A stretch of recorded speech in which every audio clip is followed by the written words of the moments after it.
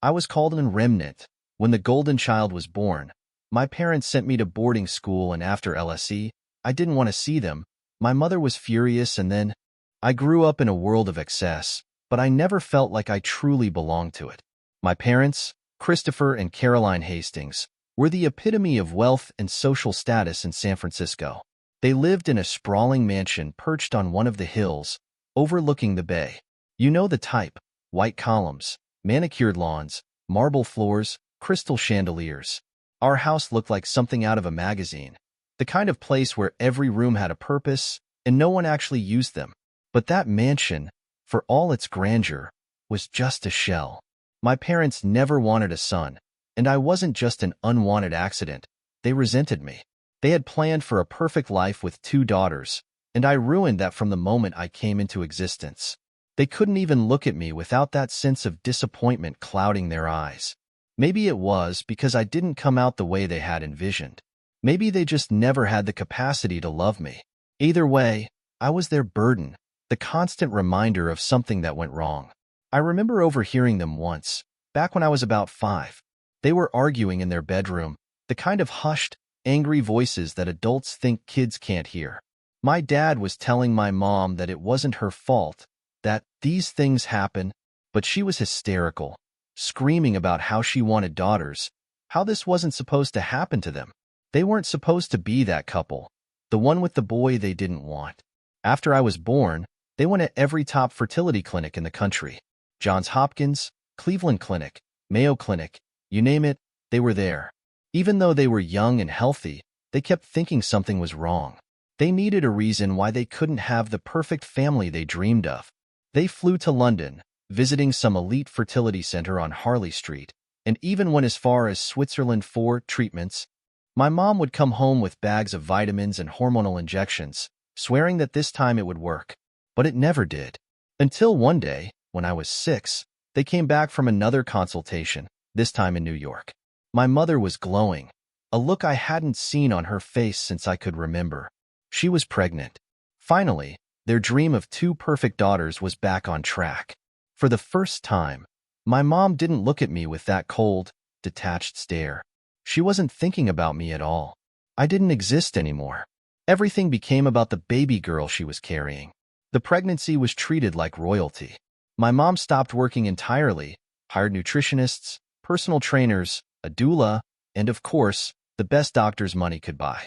When my sister, Isabella, was born, the world stood still. She was the golden child from the moment she took her first breath. I still remember the moment they brought her home. My mom held her like she was a delicate, precious thing, her face beaming with pride. They named her after a queen. Of course they did. The contrast between the way they treated her and the way they treated me was staggering. While I was tolerated, Isabella was celebrated. Every milestone she hit was cause for a party. When she smiled, they swore it was a sign of her brilliance. I had never seen them so happy, and it was all because of her. A month after my sister came home, they sent me away to a private boarding school in Vermont, someplace called Northwood Academy. I never wanted to leave San Francisco, but they made it sound like an incredible opportunity. The truth was, they couldn't wait to get rid of me.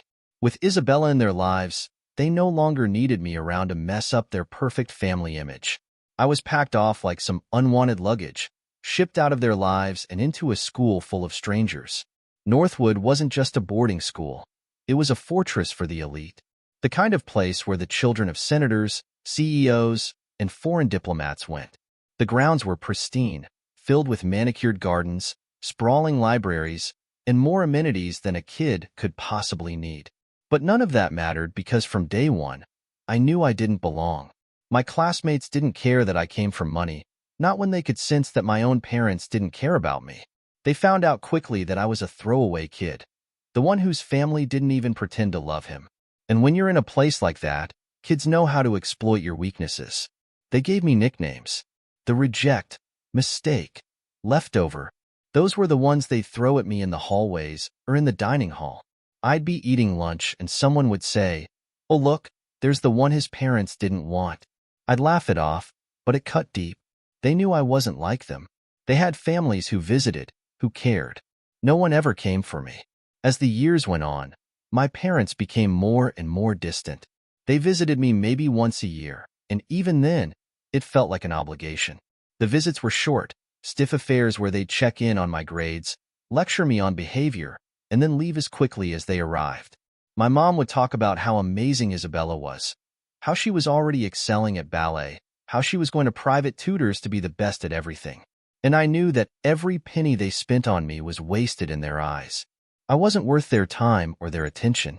The only person who ever seemed to care was my uncle, David. He was my dad's younger brother, and he worked in a factory in Oakland. He wasn't rich, nowhere near it. He didn't live in a mansion or drive fancy cars. But he was the only person who ever showed up for me. He'd visit me on the weekends when no one else did. He didn't say much, but just knowing he was there made things bearable. He'd take me out to eat or to see a baseball game, and for those few hours, I could almost forget that I was the unwanted child. David worked at an automotive parts factory, managing a team of workers who made engines. His life was simple, but he seemed happy. Whenever I went to visit him, I envied that. He didn't have the burden of trying to live up to some impossible standard. He was content with his life, with the small apartment he lived in, and the group of friends he had. I think, in a way, he saw something of himself in me, the one who didn't quite fit into the family mold. He'd tell me stories about growing up, how he always felt overshadowed by my dad's success, how he was always expected to do more, be more, but he never quite measured up. I understood that feeling all too well. By the time I was a teenager, I had learned how to shut out the pain, the loneliness, the rejection. It all became background noise. I knew I wasn't going to be anyone's priority, so I stopped trying to be. I focused on school, not because I wanted to, but because it was the only thing I had. I wasn't popular. I wasn't athletic. I was just there, floating through each day, waiting for it to end. But no matter how much I tried to ignore it, the feeling of being unwanted always lingered.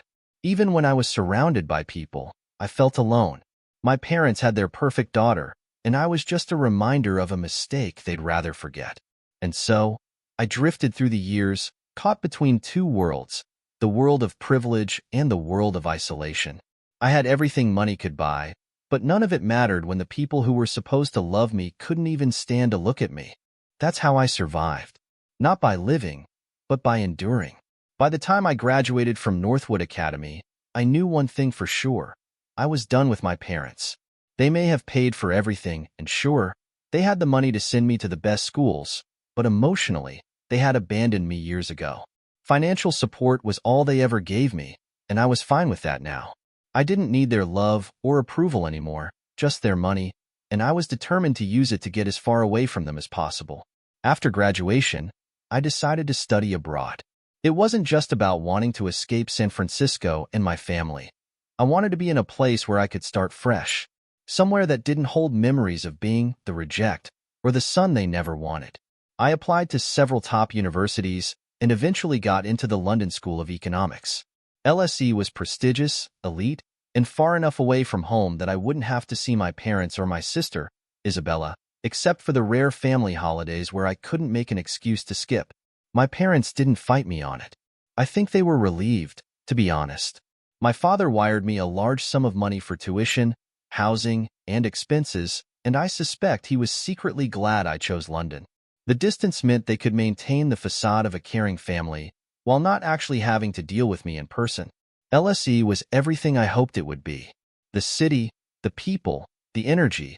It all felt like the perfect place for me to reinvent myself. I was studying brokerage and finance, hoping that one day I'd be able to make my own wealth and prove that I could succeed without the Hastings name behind me.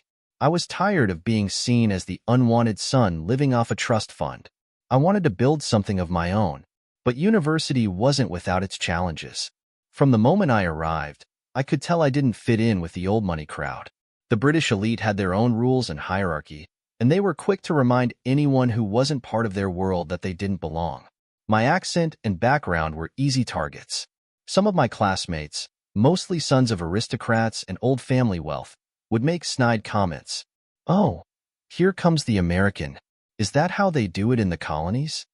It wasn't the kind of bullying I dealt with in Vermont, but it was constant, subtle, and always designed to remind me that I was an outsider. Still, I didn't let it get to me. I'd grown up being an outsider in my own home, so dealing with a few privileged snobs was nothing new. What kept me going was the plan I had in my head: succeed, get rich, and never have to look back at these people or my family again. It wasn't all bad, though. I met people who, like me, were there to carve out their own place in the world. One of those people was Tom, a guy from Toronto who was studying the same thing I was: brokerage and financial markets. Tom and I hit it off immediately. He wasn't part of the British elite either, and we bonded over our shared experiences of feeling like outsiders. Tom was smart, driven, and had a knack for seeing opportunities where others didn't. We both knew we didn't want to end up working for someone else our whole lives, so we started brainstorming ideas for our own brokerage firm. We spent our free time at the exclusive clubs where the wealthy and powerful gathered. Places like the Seville Club, the Reform Club, places dripping with tradition and old money. We weren't there to socialize. We were there to observe, learn, and make connections. We wanted to understand how the elite operated, how they moved their money, how they built their empires. It wasn't easy getting into these places. You had to be invited or know someone who could get you through the door. But Tom and I managed to network our way in, first as guests, then as regulars. At those clubs, we met people who would later become our clients: hedge fund managers, real estate tycoons, venture capitalists. We didn't stand out, which was exactly how we wanted it. We were there to learn the game and, eventually, to play it better than anyone else. In my final year, something happened that I didn't expect. I met a girl, Emily. She was studying economics, like me, and was as driven and ambitious as I was. Emily wasn't from an elite family either. She was from a middle-class background in Manchester, and she understood the value of hard work. We clicked almost instantly. For the first time in a long time, I felt like I had found someone who saw me, not as the unwanted son or the outsider, but just as me. Emily, Tom, and I spent our final year planning our future. We were going to open a brokerage firm in New York, where the real money was. The three of us saved every penny from our internships, scrimping and saving, knowing that if we wanted to make this dream a reality, we'd need capital. Between the three of us, we managed to pool together $250,000. Not a huge sum in the grand scheme of things, but enough to get us started. We decided to call our firm Evergreen Capital. It was simple, classic, and conveyed a sense of growth and stability. We knew the competition in New York would be fierce, but we were confident in our skills and our plan. We were going to target high-net-worth individuals and small institutions, offering them personalized financial services that the big banks couldn't provide. Meanwhile, back in San Francisco, my parents were as distant as ever. They had stopped pretending to care about what I was doing. The only time I ever heard from them was when they needed me to show up for some family event, or when Isabella wanted to brag about her latest achievement. Isabella had grown up being groomed to despise me, and she played the role of the perfect daughter to the hilt. She was excelling in everything: ballet, piano, even academic competitions. My parents doted on her endlessly, and she knew it.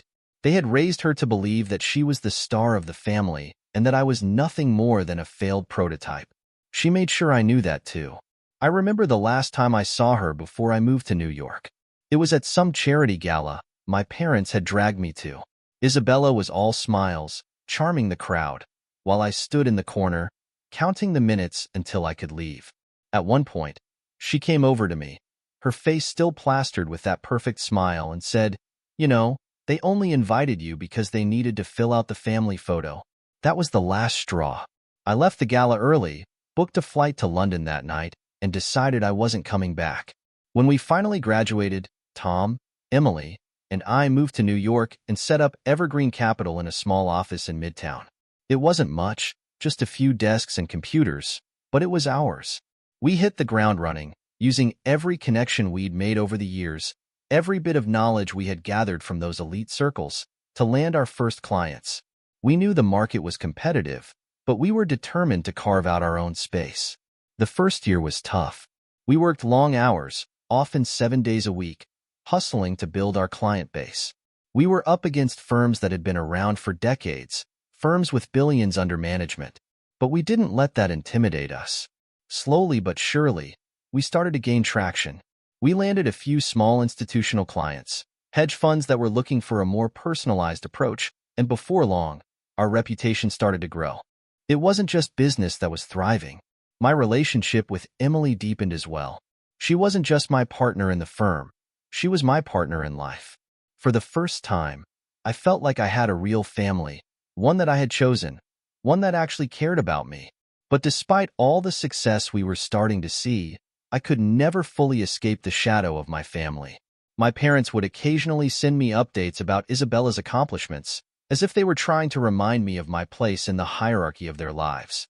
They had moved on without me, but they wanted to make sure I knew that they hadn't forgotten me completely. It was their way of keeping me tethered to them, even if I no longer cared. Evergreen Capital was growing steadily. Our hard work was paying off, and our client base expanded with every passing quarter. The firm wasn't just surviving anymore. It was thriving. We'd gone from a small office in Midtown to a sleek, modern space with a panoramic view of Manhattan. It was surreal at times to look around and realize that we had built all of this from scratch, with no help from anyone but ourselves. Tom, Emily, and I had created something real, something that was ours, and I was proud of it. We were starting to land bigger clients, families with long-held fortunes, investment firms that needed fresh blood to manage their wealth, and even a few celebrities looking to diversify their portfolios. We weren't the biggest firm in New York by any stretch, but we had carved out a niche for ourselves. I was finally living a life that felt separate from the one I'd been trapped in for so long. My parents were still distant, occasionally sending obligatory updates about Isabella's endless accomplishments, but I had stopped caring. They were ghosts from a past I had no interest in revisiting. I was focused on the future, on my firm, on my relationship with Emily, and on the plans we had to expand Evergreen Capital. But then, everything started to unravel. It began with a phone call from my Uncle David. I hadn't spoken to him in a few weeks, which wasn't unusual. He was always busy, and I was caught up in my work. But when I picked up the phone, his voice sounded off. It was weaker than usual, like he was struggling just to get the words out. He brushed it off when I asked if he was okay, saying he was just tired from work. But something in the back of my mind told me that wasn't the whole story. A month later, I got another call. This time, it wasn't David. It was someone from the factory where he worked, telling me that my uncle had collapsed on the job and had been taken to the hospital. I dropped everything and flew to Oakland as fast as I could, hoping that it was just some minor issue. But when I arrived, I was told the truth. David had cancer. Stage 4. He'd known for months, maybe longer, but he hadn't told anyone. Not me, not his coworkers, no one. He had been silently battling the illness, continuing to work at the factory, not wanting to be a burden on anyone. I felt a wave of guilt crash over me. I should have noticed something was wrong. I should have pushed him to tell me what was going on. But David had always been so independent, so private, that it didn't surprise me he'd kept this from me. By the time I arrived at the hospital, it was too late. David was unconscious, hooked up to machines that were keeping him alive. The doctors told me there wasn't much time left, and that he had refused treatment for months, preferring to live his life the way he wanted to, without hospitals and doctors telling him how long he had. I sat by his bedside, holding his hand, wishing I could do something, anything, to make things right. But in the end, there was nothing I could do. David passed away the next day, leaving me with a deep sense of loss and regret. The funeral was small, just a few of his friends and coworkers. My parents didn't come, of course. They hadn't seen David in years, and I knew they wouldn't have cared even if they had. But I wasn't thinking about them. I was thinking about how David had been the only person who ever showed me unconditional love, the only one who had been there for me when no one else was. Losing him felt like losing the last real connection I had to any kind of family. After the funeral, I found out that David had left everything he had to me. It wasn't much, his small apartment, some savings, and a few personal items. But it meant the world to me that he had thought of me, even in his final days. It wasn't the money or the things that mattered. It was the fact that David had seen me as his family, something my parents never had. For a while, I tried to focus on work, pouring myself into Evergreen Capital to drown out the grief. But then came the next blow, something I hadn't seen coming at all. My mother, Caroline, had always been the mastermind in the family. My father, Christopher, was powerful in the business world, But my mother was the one who pulled the strings behind the scenes. She had this cold, calculating way about her that always unsettled me, even when I was a child. And now, she had decided to use that against me. A few weeks after David's death, I received a letter from my parents' lawyer. It was a formal notice that they were contesting David's will. They were claiming that David had been mentally unfit when he wrote it, and that the assets he had left to me should rightfully go to them. At first, I couldn't believe it. My parents had never shown any interest in David or his life, and now they were trying to take away the one thing he had left me? It didn't take long for the truth to come out. My mother had orchestrated the whole thing.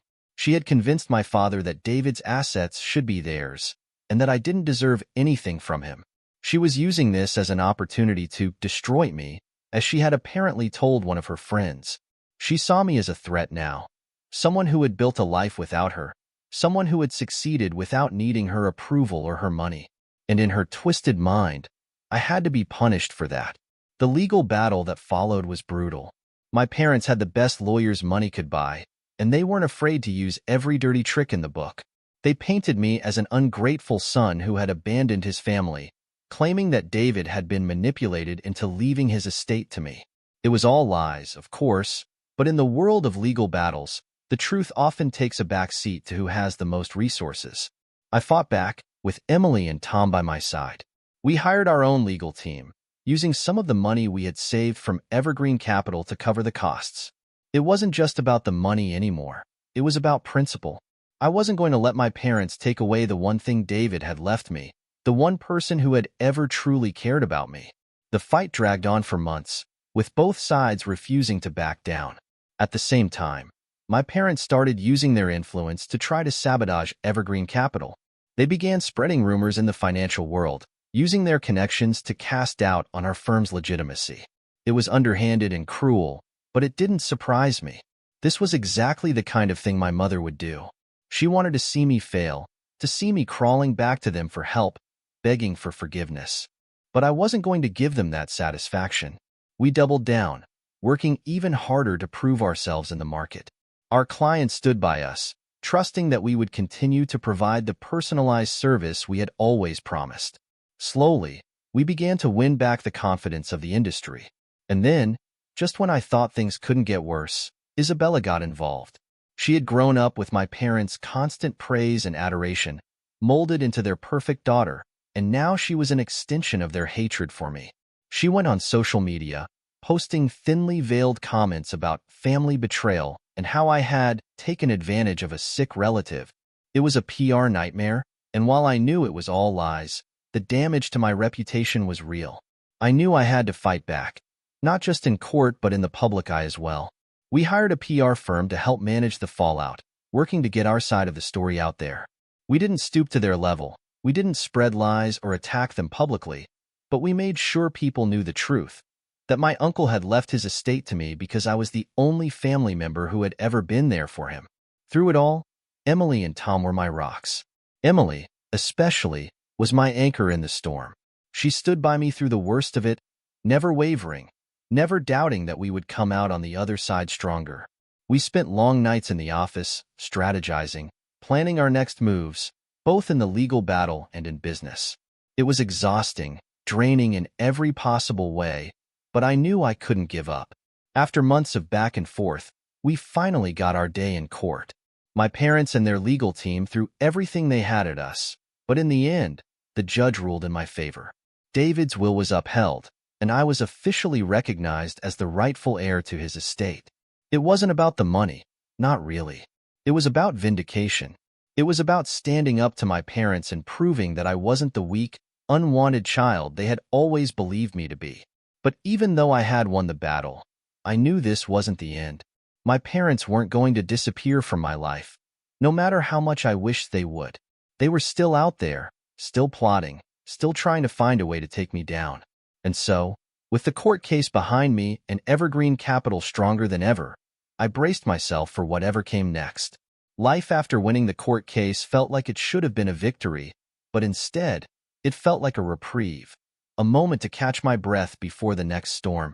There was no real relief. Sure, I had secured David's estate, and my parents had been defeated publicly, but I knew them too well to think this was over.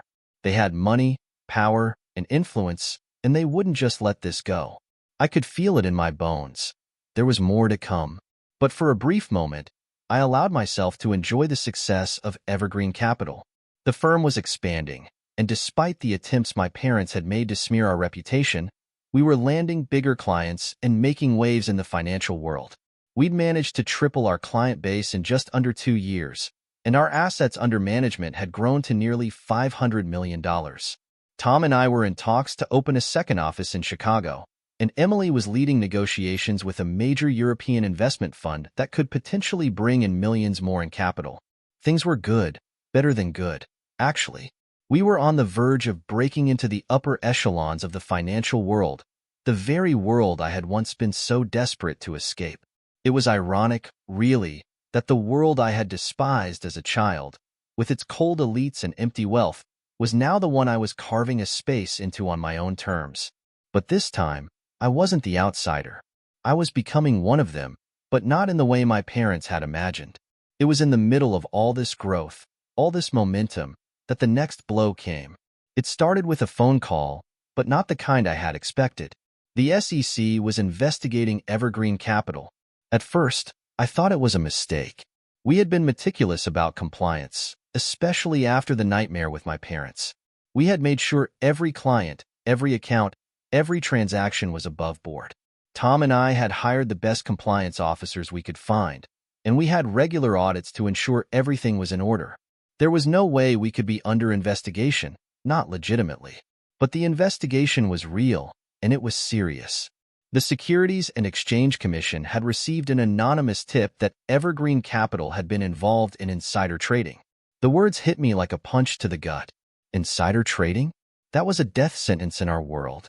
Even the whiff of an accusation like that could ruin a firm, and we knew it. I immediately suspected my parents. It was their style, quiet, underhanded, using the power they held in the shadows to tear me down from within. And I wasn't wrong. As the investigation unfolded, it became clear that the tip had come from someone very close to my parents, a lawyer they had worked with for years. They had planted false information about one of our trades, claiming that we had acted on inside information from a tech company whose CEO was a client of ours.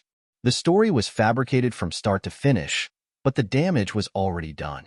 The investigation dragged on for months, casting a dark cloud over everything we had built. Our clients began to get nervous. Some pulled their accounts, not wanting to be associated with a firm under investigation.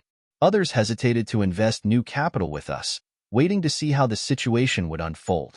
We were bleeding money, not because of anything we had done wrong, but because my parents had decided to destroy me in the one way they knew would hurt the most. Emily and Tom were incredible during this time. Emily, ever the optimist, kept reminding me that the truth would come out and that we would weather this storm. But it wasn't just the firm's reputation that was on the line. It was mine. The whispers started again. The same old rumors that had followed me for years, that I was the unwanted son, the black sheep of a powerful family, someone who was always destined to fail. My parents' influence was far-reaching, and their attempts to isolate me were working. Even some of my oldest connections in the industry started to distance themselves, unwilling to risk their own reputations by being associated with me. It was the same isolation I'd felt as a child, only this time it was much worse. I wasn't just losing the respect of a few classmates or my family. I was on the verge of losing everything I had worked for. And then, just as things were at their lowest, the next blow came. My father's company, Hastings Financial Group, had suddenly announced a major expansion into the brokerage space. They were planning to open their own boutique firm, directly competing with Evergreen Capital. It was a calculated move, perfectly timed to coincide with the SEC investigation. My father had seen the vulnerability and decided to strike. It was a masterstroke. Hastings Financial had the resources, the reputation, and the connections to steamroll us. And with the cloud of suspicion hanging over us, it was easy for them to poach clients. They positioned themselves as the clean alternative, the firm with impeccable credentials, untouched by scandal. In a matter of weeks, they siphoned off several of our largest clients, offering them better deals and lower fees. I knew this was my mother's doing. My father didn't care about brokerage. He had never shown any interest in this side of finance. But my mother had found a way to convince him that this was the path to destroying me. She was the real architect behind the attack, just as she had been in everything else. And she was succeeding. By this point, I was ready to fight back with everything I had. I wasn't going to roll over and let them take what I had built. We called in our legal team, but fighting Hastings Financial in court was a losing battle. They had deeper pockets, more influence, and the backing of a long-established brand. And the SEC investigation was still looming over us like a guillotine, waiting to drop. Then, something unexpected happened. In the middle of the chaos, Tom came to me with an idea. One that was risky, but if it worked, it could turn everything around. Tom had been quietly building connections with a new wave of tech entrepreneurs, many of them in the cryptocurrency space. These were people who didn't care about old money, about the establishment, or about the traditional financial world. They were innovators, disruptors, and they were flush with cash. Tom had been working with one of these entrepreneurs, a young guy named Liam Harris, who had made billions in the crypto market. Liam was looking for a brokerage firm that could handle the volatility and unpredictability of his assets, and Evergreen Capital was perfectly positioned to offer the kind of personalized service he wanted. Tom's idea was simple: pivot the firm. Instead of trying to compete head-on with Hastings Financial and their traditional clients, we would focus on the future, on crypto, fintech, and the new wave of investors who didn't play by the old rules. It was risky, no doubt about it. The cryptocurrency market was volatile, and most traditional firms steered clear of it because of the regulatory uncertainty. But we didn't have a choice. If we stayed on the same path, we were finished. Emily wasn't sold at first. She was the cautious one, always focused on stability and long-term growth. But even she could see that we were running out of options. If we didn't take a leap, Hastings Financial would crush us, and the SEC investigation would finish whatever was left. So, we took the plunge. We rebranded Evergreen Capital as a forward-thinking, tech-savvy firm that specialized in high-growth, high-risk assets. We leaned into the chaos of the crypto market, offering tailored services to tech entrepreneurs, startup founders, and venture capitalists who were willing to take risks. It was a gamble, but it worked. Within months, we had secured several high-profile clients, including Liam Harris, whose wealth alone was enough to keep the firm afloat. The pivot paid off in ways I hadn't expected. Not only did we survive the attack from Hastings Financial, but we started to thrive in this new space. The SEC eventually cleared us of all charges, finding no evidence of insider trading. It had all been a setup, just as we had suspected. But by then, we had already moved on, positioning ourselves as a leader in the new financial frontier. Hastings Financial had no foothold in the crypto world, and their attempts to compete with us fell flat. They were too stuck in their old ways, too focused on the traditional markets, and they couldn't keep up with the pace of innovation we had embraced. My parents were furious. They had tried everything: legal battles, public smears, corporate sabotage, but in the end, I had found a way to outmaneuver them, and not just survive, but succeed. They had underestimated me, just as they always had, and now they were left to watch as Evergreen Capital grew stronger than ever. But the victory wasn't just about the business. It was about proving to myself that I didn't need them, that I had never needed them. Everything I had built on my own, and no amount of money, power, or influence could take that away from me. For the first time in my life, I felt free. Free from the shadow of my parents, free from the expectations of the world I had grown up in, and free to forge my own path. The battle was far from over. There would always be new challenges, new competitors, new obstacles to overcome. But I knew, now more than ever, that I was capable of handling whatever came next. If you like the story, don't hesitate to subscribe and listen to new stories every day. Write in the comments what you like the most.